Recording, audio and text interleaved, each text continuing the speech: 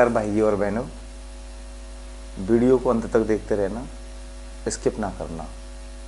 मैं पुष्पेंद्र गौतम आज आपके लिए एक स्पेशल वीडियो के साथ प्रेजेंट हूँ। तो स्पेशल वीडियो की बात करेंगे तो इसमें आज आपको नॉन फाइनाइट वर्ब से रिलेटेड कुछ स्पेशल थिंग्स आपको देखने को मिलेंगी और till the end don't skip. Okay, बात करते हैं आपके नॉन फाइनाइट वर्ब से रिलेटेड।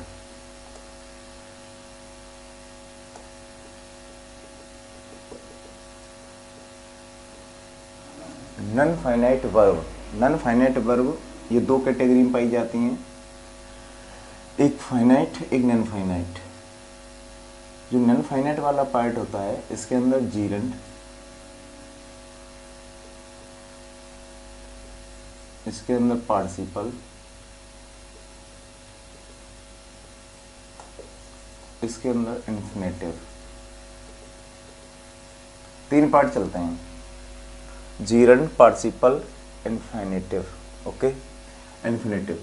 जीरंड का मतलब होता है एमबी प्लस आईएनजी, पार्टिसिपल का मतलब होता है एमबी प्लस आईएनजी, एमबी का थर्ड फॉर्म, और हैविंग प्लस एमबी का थर्ड फॉर्म।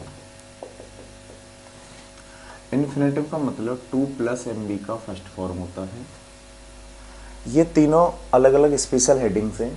इन तीनों हेडिंग्स में से आज हम लर्न करेंगे पार्टिसिपल। पार्टिसिपल ये कितने प्रकार का होता है और किस फॉर्म को आप पार्टिसिपल कहेंगे और पार्टिसिपल के क्या क्या फंक्शन होते हैं किसी भी सेंटेंस में, ये आज आप सीख जाएंगे। आप चाहे एसएससी सीएचएसएल की तैयारी कर रहे हैं या आप सीजीएल की तैयारी कर रहे हैं, इवन 4th ग्रेड से लेकर 1st ग्रेड तक की अगर आप कोई प्रिपरेशन कर रहे हैं तो ये नॉन फाइनाइट वर्ब का चैप्टर बहुत ही इंपॉर्टेंट होता है, जिसमें से हम पार्टिसिपल को आज हम लर्न करने जा रहे हैं।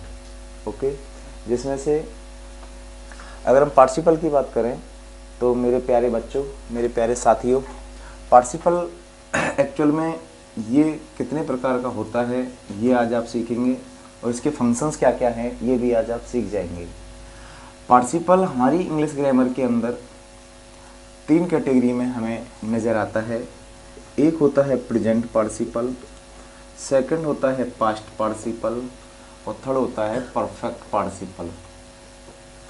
3 प्रकार के पार्टिसिपल होते हैं। एंड पार्टिसिपल कहते किसे हैं ये अभी हमें सीखना है। पार्टिसिपल वर्ब का वह फॉर्म होता है जो सेंटेंस में वर्ब के अलावा एडजेक्टिव का भी कार्य कर रहा होता है।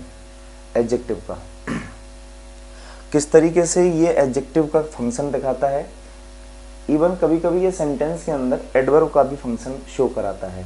ये सारे एग्जांपल्स के माध्यम से सारी बातें क्लियर होंगी।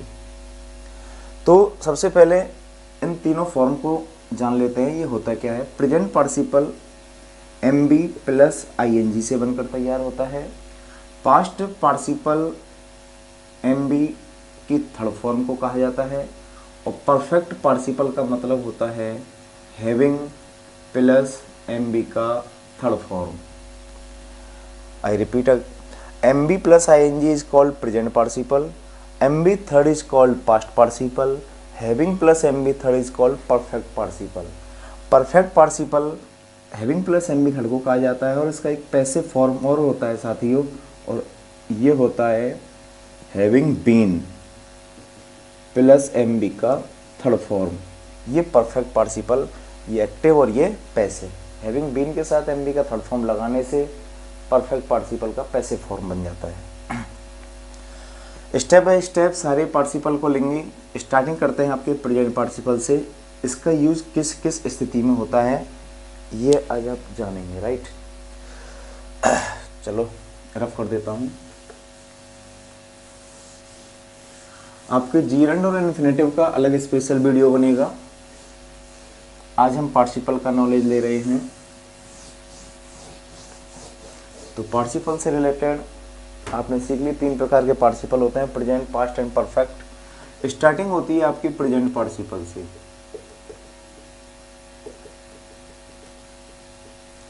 प्रेजेंट पार्टिसिपल जैसा कि मैंने अभी आपको बताया, एमबी प्लस आईएनजी का मतलब होता है प्रेजेंट पार्टिसिपल। अब इसका रोल जो होता है वो सेंटेंस में किस किस तरीके से होता है वो आप देखते जाएंगे। Generally M B plus I N G आपने देखा होगा कंटिन्यूस फॉर्म में चल रहा होता है, कंटिन्यूस टेंस बोल लो आप इसे। कंटिन्यूस टेंस की अगर हम बात करें, चाहे वो प्रेजेंट कंटिन्यूस हो, पास्ट कंटिन्यूस हो, परफेक्ट कंटिन्यूस हो, I mean perfect continuous last में आता है। एक तो होता है कंटिन्यूस, एक होता है perfect continuous. Okay, continuous present का हो सकता है, पास्ट का हो सकता है, फ्यूचर का हो सकता है। परफेक्ट कंटिन्यूस प्रेजेंट का हो सकता है, पास्ट का हो सकता है, फ्यूचर का भी हो सकता है। आप कोई भी छोटा सा एग्जाम्पल के माध्यम से इस बात को समझ सकते हैं, जैसे इट्स रेनिंग, ये है आपका प्रेजेंट पार्टिसिपल, लेकिन ये केवल एमबी वाले फॉर्म में है, नॉट एडजेक्टिव फॉर्म। मैंने आपको बताया पार्टिसिपल जो होता है एमबी के अलावा एडजेक्टिव फॉर्म में भी वर्क करता है। ये केवल एमबी वाले फंक्शन में आ रहा है। इट इज़ रेनिंग, वर्षा हो रही है, ये केवल वर्ब के फंक्शन को बता रहा है। Second point, MB plus ING का यूज और कहाँ कैसे कैसे होगा। देखिए, अगर किसी सेंटेंस में हैव आ रहा है, हैव के आगे कोई ऑब्जेक्टिव फॉर्म आ रहा है, कोई भी नाउन प्रोनाउन हो इस जगह पे, हैव प्लस ऑब्जेक्ट, और इस जगह पे अगर किसी सेंटेंस में वर्ब की अगर डिमांड होती है, तो मेरे बच्चों ये जो वर्ब जब जब आएगा, ये वर्ब हमेशा M B plus I N G वाले फॉर्म में आएगा, यानी प्रेजेंट पार्टिसिपल में। प्रेजेंट पार्टिसिपल यानी कि M B plus I N G. जैसे I will have you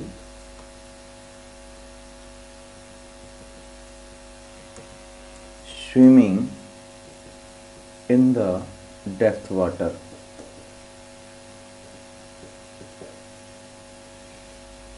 I will have you swimming in the depth water. मैं आपको गहरे जल में तैरना सिखा चुका हूँगा। मैं आपको गहरे जल में तैरना सिखा चुका हूँगा, ये इसका मीनिंग होता है।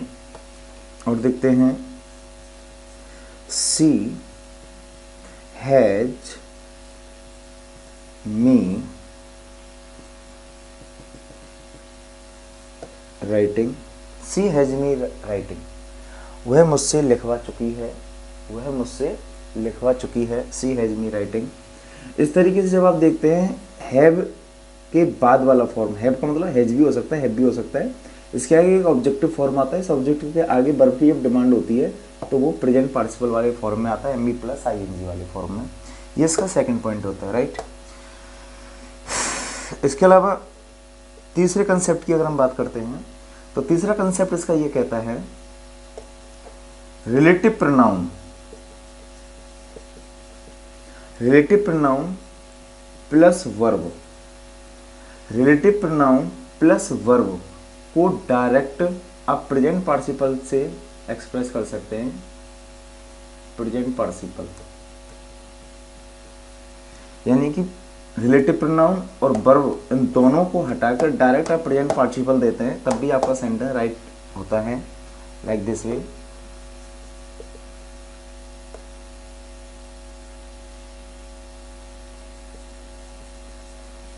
There are some people who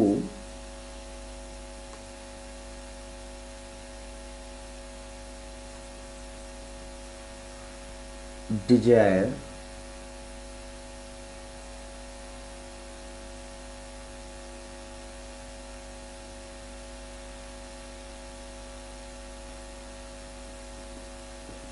visit foreign. ये एक एग्जाम्पल है जिसमें मैंने अभी किसी प्रकार का कोई पार्टिसिपल यूज नहीं किया है। इसका जो मीनिंग है वो ये निकल के आ रहा है, there are some people who desire to visit foreign. It means कुछ लोग हैं जो विदेश की यात्रा करने की इच्छा रखते हैं, ठीक है। इस सेंटेंस में अगर हम प्रेजेंट पार्टिसिपल यूज करते हैं, तो मैंने बोला relative pronoun plus verb, relative pronoun plus verb के स्थान पर प्रेजेंट पार्टिसिपल यूज कर सकते हैं। इट मीन्स इसको हम इस तरीके से भी लिख सकते हैं, there are some people desiring to visit foreign. There are some people desiring to visit foreign. कुछ लोग हैं जो फॉरेन की विजिट की इच्छा रखे हुए हैं, इच्छा कर रहे हैं। इस तरीके से आपने देखा यहाँ पे M B plus I N G आया और डायरेक्ट नाउन के तुरंत बाद रख दिया। इट मीन्स इस जगह पे आपका एक रिलेटिव प्रोनाउन और एक वर्ब दोनों को हटाकर डायरेक्ट प्रेजेंट पार्टिसिपल वाले फॉर्म में इस तरीके से आ जाता है। और देख सकते हैं इसका एक एग्जाम्पल और, she is a lady dash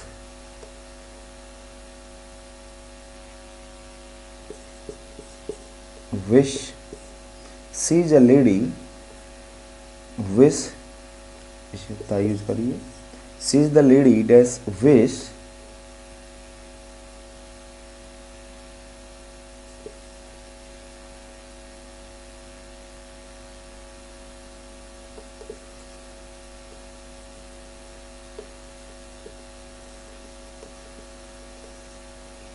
C is the lady dash wish to sing a song. इस जगह पे जब आपको ये वर्ब फिलअप करनी है तो आप डायरेक्ट कौन सा वाला फॉर्म यूज करेंगे, मैंने क्या बोला, रिलेटिव प्रोनाउन प्लस वर्ब बराबर प्रेजेंट पार्टिसिपल। यानी कि अगर इस सेंटेंस को एक रिलेटिव प्रोनाउन के माध्यम से अगर हम दर्शाएं तो अपन बोल सकते हैं she is the lady who wishes to sing a song. इस तरीके से ये सेंटेंस क्रिएट होना था, लेकिन हु विशेज को डायरेक्ट यहाँ से रिप्लेस करना है आपको M B plus I N G से। सी इज द लेडी सीधा सीधा यूज करेंगे wishing, she is the lady wishing to sing a song. वह औरत है जो एक गाना गाने की इच्छा करती है। ओके प्यारे बच्चों, इस तरीके से आप प्रेजेंट पार्टिसिपल का यूज कर रहे होते हैं रूल नंबर 3 के अकॉर्डिंग। अब आते हैं हम नेक्स्ट रूल की तरफ। आशा करता हूँ यहाँ तक मैटर समझ में आया होगा।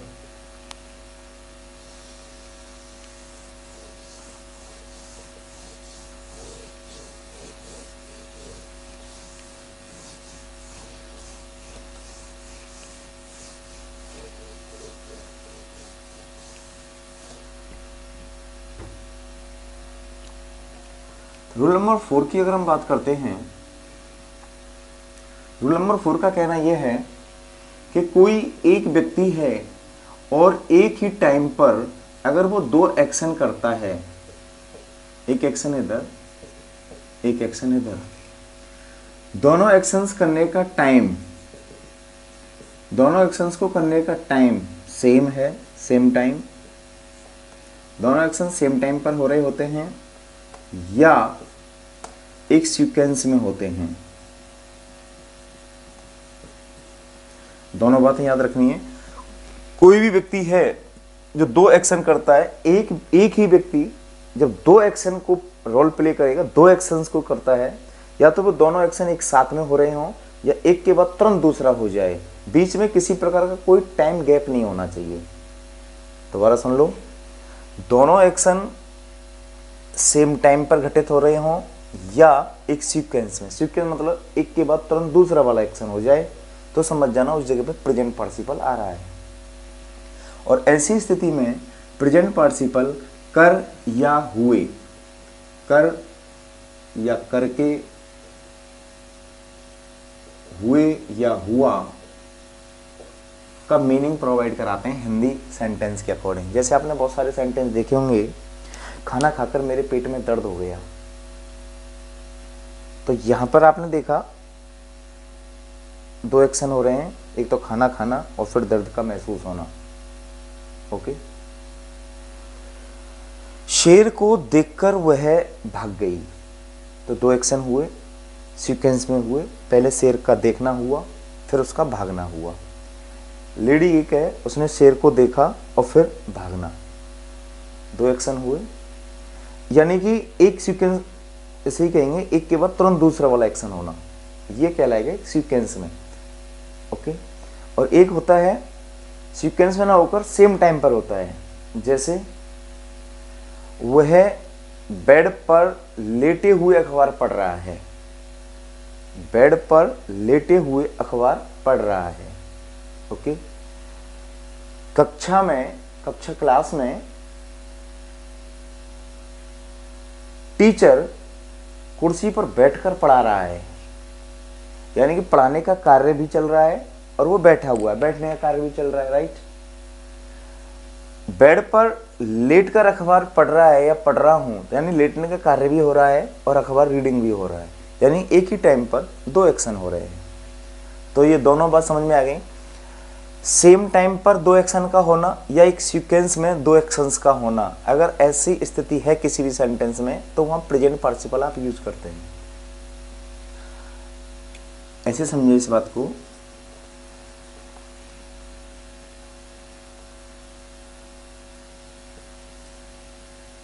She is lying in the bed, full stop. She is reading the newspaper.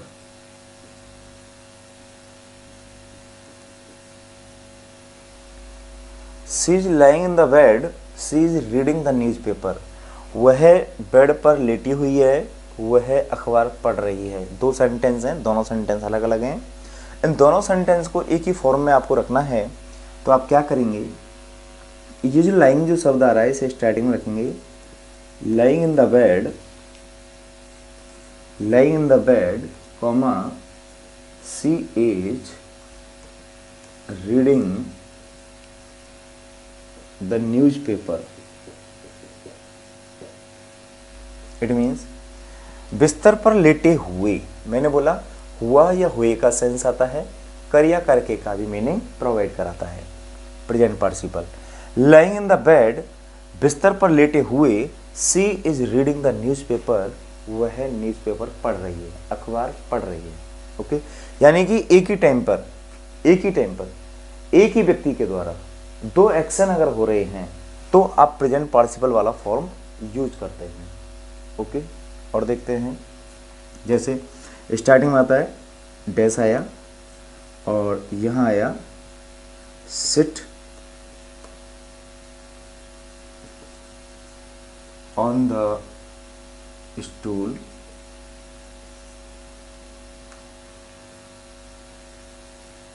he is taking milk. Dash sit on the stool, he is taking milk.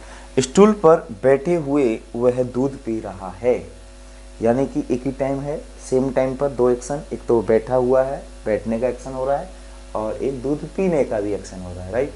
तो सेम टाइम पर दो एक्शन होते हैं, तो ऐसी स्थिति में ये जो वर्ब आती है इस जगह पे, ये जो वर्ब आती है वो हमेशा प्रेजेंट पार्टिसिपल वाले फॉर्म में आएगी। तो इसका right option A B C D और चार ऑप्शन आएंगे, उसमें से आपको राइट आंसर मिलेगा sitting. Sitting on the stool he is taking milk, यानी स्टूल पर बैठे हुए वह दूध पी रहा है, चाय पी रहा है, XYZ भोजन कर रहा है, राइट। इस तरीके से आप आंसर देते हैं सेम टाइम पर।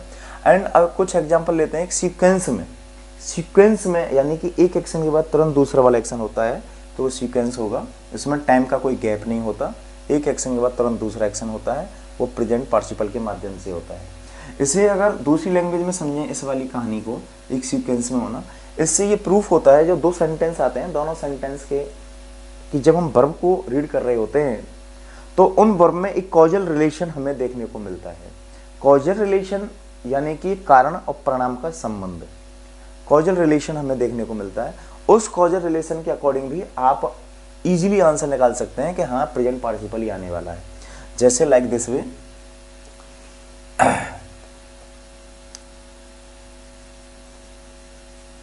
सुमन saw a tiger, full stop, she ran away. Suman saw a tiger, she ran away. सुमन ने एक टाइगर देखा, वह भाग गई। सब्जेक्ट एक ही है, ध्यान देना, दोनों सेंटेंस का सब्जेक्ट सेम है। सुमन का आना इधर सी का आना, इसका मतलब सेम है। तो सेम है यानी कि एक ही सब्जेक्ट है, और एक ही सब्जेक्ट जब दो एक्शंस को कर रहा है लेकिन एक सीक्वेंस में, पहला एक्शन क्या हुआ है, टाइगर का देखना हुआ है, और दूसरा एक्शन क्या हुआ है, वहां से भागना। दो एक्शन हुए, एक एक्शन के बाद तुरंत दूसरा एक्शन होना। या हम ये कहें कि दोनों सेंटेंस की जो वर्ब होती हैं उन वर्ब में एक कॉजल रिलेशन हमें मिलता है। क्या मिलता है मेरे बच्चों? Causal relation. कॉजल रिलेशन यानी कारण परिणाम, कारण परिणाम का संबंध हमें मिलता है। कारण परिणाम का संबंध आना, इसका मतलब क्या है कि इन दोनों वर्ब में एक कारण होगा और एक परिणाम हमें नजर आएगा। देखो, टाइगर को देखना और वहां से भागना, तो देखना ये एक कारण है और भाग जाना परिणाम है। अगर वो टाइगर को नहीं देखती तो क्या वो भागती? इम्पॉसिबल। यानी कि यह कॉजल रिलेशन निकल के आ रहा है। कॉजल रिलेशन निकल के आता है दोनों वर्ब में, तो आप इजीली प्रेजेंट पार्टिसिपल के माध्यम से दोनों सेंटेंस को आप जोड़ सकते हैं। ओके, या हम ये कहें एक एक्शन के बाद तुरंत दूसरा एक्शन होता है और टाइम का गैप नहीं होता। दोनों एक्शंस के बीच में टाइम का गैप नहीं होता है, एक एक्शन के बाद तुरंत दूसरा एक्शन होता है। ओके, तो इन दोनों सेंटेंस में एक सेंटेंस बनाते हैं तो जो एक्शन पहले हुआ है उसे प्रेजेंट पार्टिसिपल में चेंज कर देते हैं। जैसे शाह का आना, इसका मतलब आपको यहाँ पे सीइंग वर्ड यूज करना है। Seeing a tiger, seeing a tiger comma, इस सी की जगह पर डायरेक्ट हम सुमन को लेंगे क्योंकि सुमन हमारे पास नाउन है। तो Suman, seeing a tiger Suman ran away, full stop. Tiger को देखकर सुमन भाग गई, टाइगर को देखकर सुमन भाग गई। तो आपने देखा इस तरीके से प्रेजेंट पार्टिसिपल के माध्यम से दो सेंटेंस को एक सेंटेंस के अंदर क्रिएट कर दिया। और देख, the inspector opened an almirah, full stop. The inspector open an almirah, inspector ने अलमारी को खोला। He took out a file, full stop. उसने एक फाइल निकाली। ही टुक आउट अ फाइल, उसने एक फाइल ली। ठीक है, अब आप फिर देख रहे हैं वही सेम सिचुएशन आ रही है जैसे ऊपर वाले सेंटेंस के अंदर था, वही सिचुएशन यहाँ आ रही है। इंस्पेक्टर ने अलमारी खोली और उसने एक फाइल निकाली। ठीक है, फॉर एग्जाम्पल लाइक दिस वे, मैं एक इंस्पेक्टर, मैंने अलमारी को खोला है और मैंने तुरंत दूसरी फाइल को, या कोई भी फाइल है, कोई डॉक्यूमेंट है, वो मैंने वहां से निकाला है।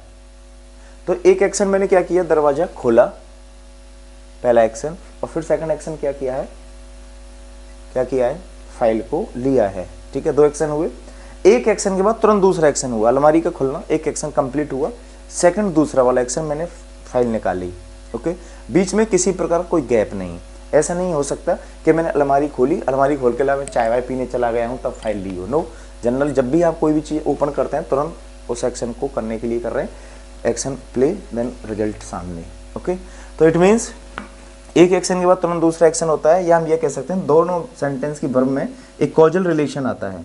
देखिए, यहाँ ओपन होना, यहाँ पे आपका फाइल का लेना, तो ओपन होना ये कारण है और फाइल का निकालना एक परिणाम है। तो कॉजल रिलेशन निकल के आ रहा है, या हम ये कहें एक सीक्वेंस में एक के बाद तुरंत दूसरा एक्शन होता है, वहाँ हमेशा प्रेजेंट पार्टिसिपल के माध्यम से दोनों सेंटेंस को क्रिएट कर सकते हैं। अब इस सेंटेंस को अगर हम बनाते हैं प्रेजेंट पार्टिसिपल के माध्यम से, तो ओपन शब्द को स्टार्टिंग में लगाना होगा और इसमें आईएनजी लगाते हुए ओपनिंग एन एलमीरा, इस तरीके से ओपनिंग एन एलमीरा कॉमा लगाएंगे। और यहाँ प्रोनाउन है, हमारे पास नाउन भी दे रखा है इंस्पेक्टर, तो हम डायरेक्ट इंस्पेक्टर को रखेंगे इस जगह पे। The inspector took out a file, took out a file. It means अलमारी खोलकर इंस्पेक्टर ने फाइल ली, अलमारी खोलकर इंस्पेक्टर ने फाइल ली। इस तरीके से आपने देखा सीक्वेंस में दो एक्शंस का होना या सेम टाइम पर दो एक्शंस का पाया जाना, हमेशा प्रेजेंट पार्टिसिपल के माध्यम से ही आप ऐसे वाक्यों को कनेक्ट करते हैं। और जब भी पार्टिसिपल चाहे कोई भी हो, प्रेजेंट हो या पास्ट हो या परफेक्ट पार्टिसिपल हो, जब कभी भी पार्टिसिपल से आप दो सेंटेंस को या दो से अधिक सेंटेंस को जब एक सेंटेंस के अंदर कन्वर्ट कर रहे होते हैं, तो बना हुआ वह वाक्य एकदम सिंपल सेंटेंस की कैटेगरी में आता है, वह कंपाउंड और कॉम्प्लेक्स सेंटेंस की कैटेगरी में नहीं आता। ओके, वो केवल और केवल सिंपल सेंटेंस की कैटेगरी में आता है। ठीक है मेरे साथियों। ओके, अब हम बात करेंगे रूल नंबर 5 की। रूल नंबर 5 का क्या कहना है ये तो क्लियर हो गया होगा ना। ओके, रफ कर रहा हूं बच्चों।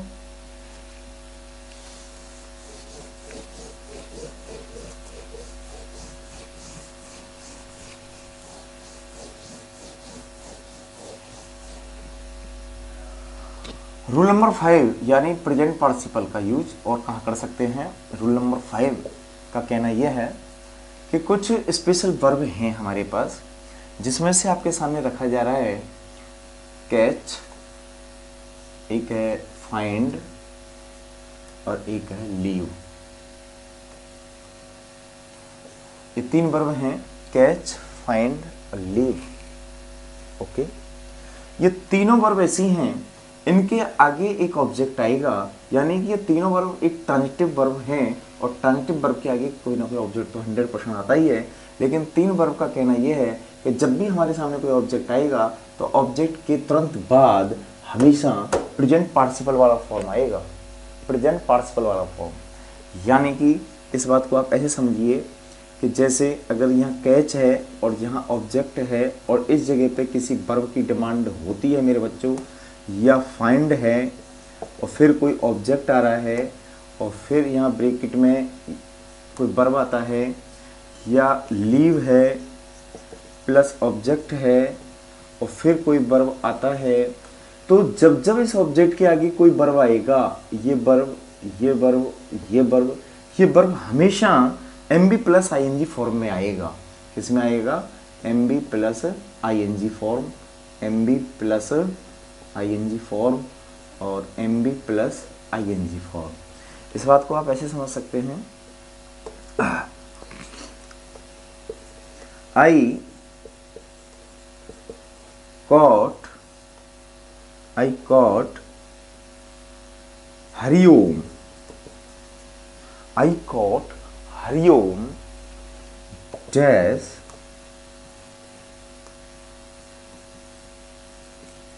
steal my mobile.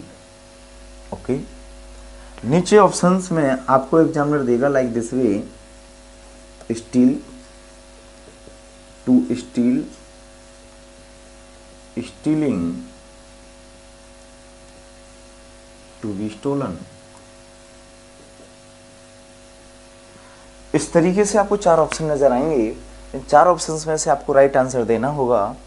तो मेरे बच्चों, आई cot Hariom dash steel my mobile, आपने देखा कैच का सेकंड फॉर्म कॉट आ रहा है, कॉट के आगे डायरेक्ट कोई ना कोई ऑब्जेक्ट आया है।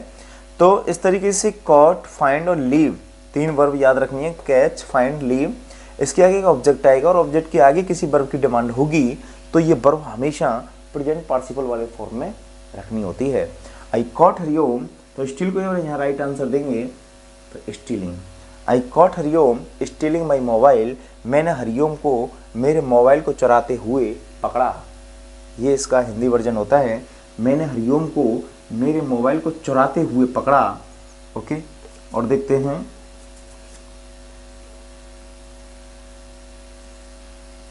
Mister Anant found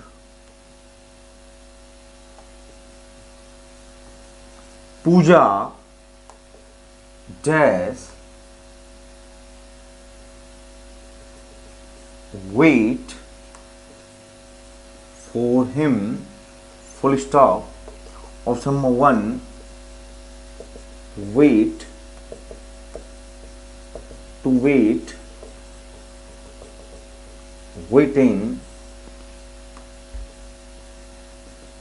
waited। Same process वही। मिस्टर अनंत फाउंड पूजा, मिस्टर अनंत ने पूजा को पाया, उसके लिए इंतजार करते हुए। कोई बात नहीं, रूल के अकॉर्डिंग वर्क करते हैं। फाइंड का सेकंड फॉर्म है फाउंड, फाउंड के आगे ऑब्जेक्ट आया, इस ऑब्जेक्ट के आगे जब जब वर्ब आएगा तो वो प्रेजेंट पार्टिसिपल वाले फॉर्म में आएगा। मिस्टर अनंत फाउंड पूजा और वेट को जब यहाँ पे लाएंगे तो राइट आंसर हो जाएगा सी, यानी waiting. Mister Anant found Pooja waiting for him, mister Anant ने पूजा को उसके लिए इंतजार करते हुए पाया। ओके, इसके बाद एक और रूल रह जाता है, लास्ट वाला रूल, रूल नंबर 6। तो ये रूल नंबर 5 याद रखना, catch find and leave. Okay बच्चों, चलो रफ करते हैं। कैच फाइंड लीव के तरीके से ही कुछ और भी वर्ब हैं जो इसी कंसेप्ट को फॉलो करती हैं, और वो वर्ब है हमारी परसेप्शनल वर्ब। परसेप्शन वर्ब जो हमारे ज्ञानेंद्रियों से रिलेट करती हैं, जैसे see, notice, watch, smell, feel, hear. Okay, she, notice, watch, smell, feel, hear. Okay, के बाद कोई ऑब्जेक्ट होगा, और ऑब्जेक्ट के आगे फिर इस जगह पे किसी वर्ब की डिमांड होती है। तो ये वर्ब जब जब आएगा प्रेजेंट पार्टिसिपल वाले फॉर्म में आएगा। हाँ, एक बात और याद रखनी है, इस जगह पे ये वर्ब आपकी दो ऑप्शंस में आ सकता है, और दोनों ही ऑप्शन वैलिड होते हैं। एक तो होता है प्रेजेंट पार्टिसिपल, एक होता है इन्फिनेटिव। प्रेजेंट पार्टिसिपल यानी कि अगर हम बात करें तो MB प्लस ING वाला फॉर्म भी ओके राइट आंसर होता है, और इन्फिनेटिव वाला यानी कि 2 प्लस MB का फर्स्ट फॉर्म में भी आप आंसर दे सकते हैं इस रूल के according. See, notice, watch, smell, feel and hear के आगे कोई ऑब्जेक्ट आएगा, और इस ऑब्जेक्ट के आगे जब वर्ब की डिमांड होगी तो प्रेजेंट पार्टिसिपल का भी राइट आंसर होता है, और इन्फिनेटिव बोले तो 2 प्लस MB की फर्स्ट फॉर्म वाला भी हमारा राइट आंसर होता है। ओके, अब इन दोनों में अंतर क्या है वो समझ लो।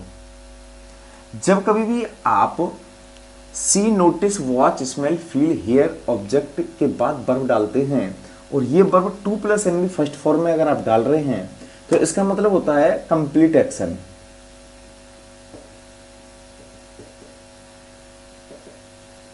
यानी कि आप उस एक्शन को कंप्लीट बता रहे होते हैं कि वो एक्शन फिनिश हो चुका था, वो एक्शन कंप्लीट हो चुका था। अगर आप 2 प्लस MB फर्स्ट डालते हैं तो इसका मीनिंग निकल जाएगा वो एक्शन कंप्लीट हो गया, राइट। अगर आप प्रेजेंट पार्टिसिपल यानी MB प्लस ING वाला फॉर्म डाल रहे हैं तो इसके दोनों मीनिंग निकलते हैं, यानी या तो वो एक्शन फिनिश हो चुका था या वो एक्शन चल रहा था। इसके अंदर दोनों ही सेंस आते हैं। जैसे इस बात को आप ऐसे समझेंगे, I saw Beena, I saw Beena dash cook meal, I saw Beena dash cook meal। ठीक है, अब इसके लिए ऑप्शन जैसे एग्जामिनर देता है, cook,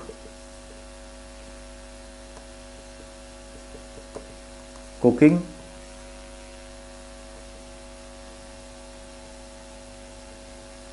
to be cooking, to be cooked. Okay, next question.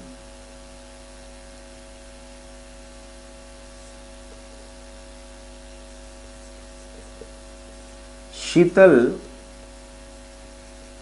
saw an old lady dash cross the road। Option number 1,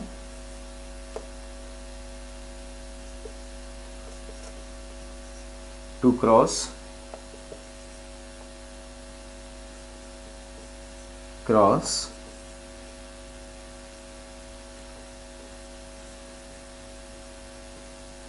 to be crossed,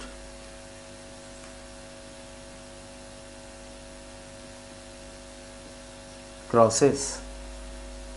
4 option रखे। Question number 1 और question number 2 rule same work कर रहा है। Option के according आप जवाब देंगे।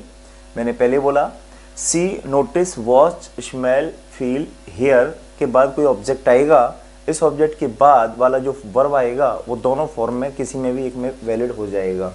या तो वो प्रेजेंट पार्टिसिपल वाले फॉर्म में रहेगा, M B plus I N G आ जाएगा इस जगह पे, राइट आंसर मान्य हो जाएगा। या इन्फिनेटिव 2 प्लस एम बी का फर्स्ट फॉर्म भी आप आंसर दे सकते हैं, ये भी वैलिड आंसर होता है। अंतर दोनों में क्या होगा, जब भी आप 2 प्लस एम बी फर्स्ट डालते हैं तो इसका मतलब होता है एक्शन कंप्लीट हो जाना, और M B plus I N G वाला आप आंसर डालते हैं तो इसका सेंस होता है वो एक्शन या तो कंप्लीट हो चुका था या वो एक्शन चल रहा था, वो एक्शन चल रहा था। ओके साथियों, तो आते हैं क्वेश्चन की तरफ। आई शॉ बीना डैश कुक मील, मैंने बीना को देखा खाना बनाते हुए, मैंने बीना को खाना बनाते हुए देखा या खाना वो बना चुकी थी तब देखा। ठीक है, कोई भी आंसर हो सकता है। तो देखते हैं इसमें राइट आंसर क्या है। हमें पता है इसका right answer M B plus I N G okay होगा, M B plus I N G भी राइट होगा, 2 प्लस एम बी का फर्स्ट फॉर्म भी ओके होगा। तो हम देखते हैं कि नीचे ऑप्शन में क्या दे रखा है। यहाँ केवल कुक मिला है, केवल कुक नहीं आएगा, दिस इज रॉन्ग।